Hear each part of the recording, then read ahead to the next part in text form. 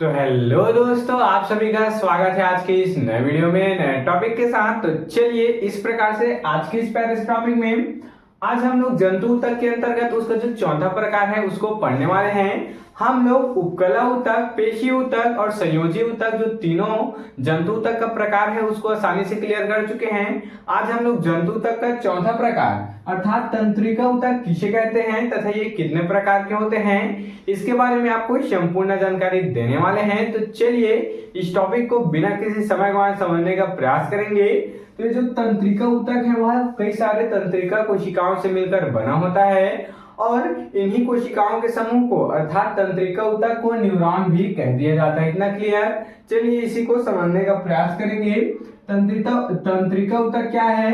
तो तंत्रिका ऊतक मस्तिष्क, रीढ़ की हड्डी और तंत्रिकाओं में पाए जाते हैं। देख सकते हैं ये कहाँ कहाँ पाए जाते हैं, ऑलमोस्ट सभी स्थान पर पाया जाता है। जैसे कि बोल दिया मस्तिष्क, रीढ़ की हड्डी और जितने भी तंत्रिका है वहां पर पाए जाते हैं। इतना क्लियर। यह शरीर की कई गतिविधियों के समन्वय और नियंत्रण का जिम्मेदार होता है। देख सकते हैं यह जो तंत्रिका ऊतक है वह शरीर में होने वाली कई प्रकार की गतिविधि और समन्वय, देख सकते हैं गतिविधि के समन्वय और नियंत्रण के लिए क्या होता है, जिम्मेदार होता है। अर्थात इसी के द्वारा ये जो तंत्रिका ऊतक है इसी के द्वारा हमारे शरीर में कई प्रकार के जो कार्य होता है उसका नियंत्रण होता है। इतना क्लियर। आगे पढ़ेंगे।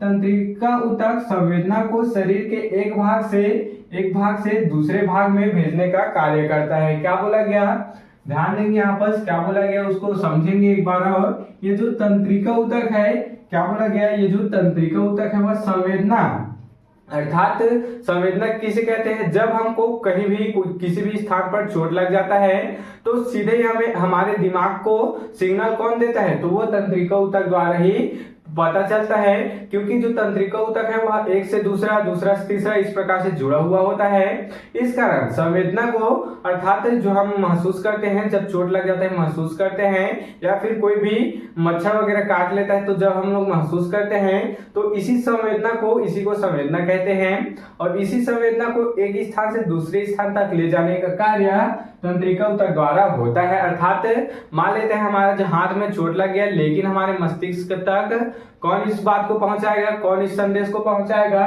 तो ये जो न्यूरॉन होते हैं तंत्रिका ऊतक होते हैं इन्हीं के द्वारा पहुंचता है। इतना क्लियर।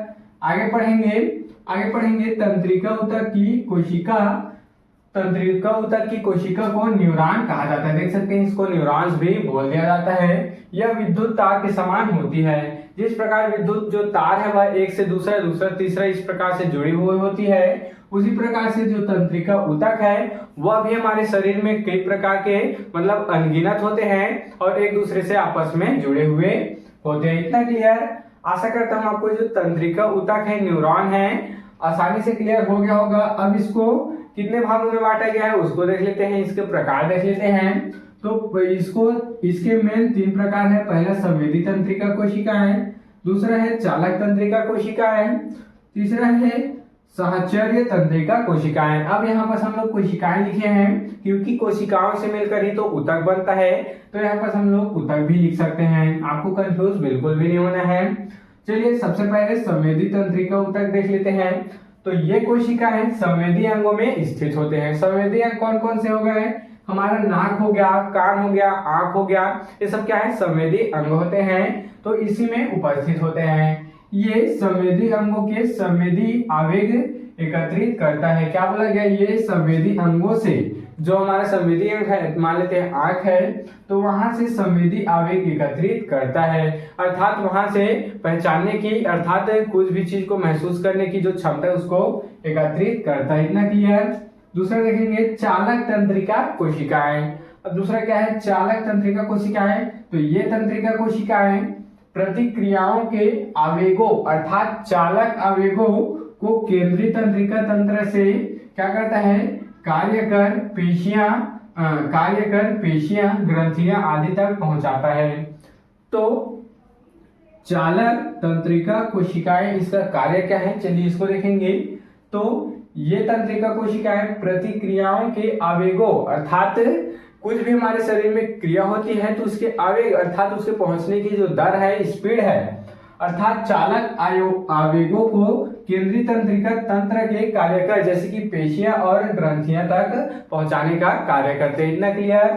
चलिए तीसरा देखेंगे। तीसरा है सहचर्य तंत्रिका कोशिकाएं। तो ये क्या होता है, ये संवेदी तथा चालक तंत्रिका कोशिकाएं के बीच का संबंध स्थापित करते हैं। अर्थात बीच में संबंध स्थापित किसके किसके, संवेदी तंत्रिका कोशिकाएं और चालक तंत्रिका कोशिकाओं के बीच में संबंध स्थापित करते हैं। दोनों का मेलजोल होता है। तो इस प्रकार से आज के इस प्यारे से और छोटे से टॉपिक में हम लोग जंतु तक के चौथे प्रकार अर्थात तंत्रिका ऊतक को भी देख चुके हैं। आप इसके स्क्रीनशॉट यहाँ पर ले सकते हैं।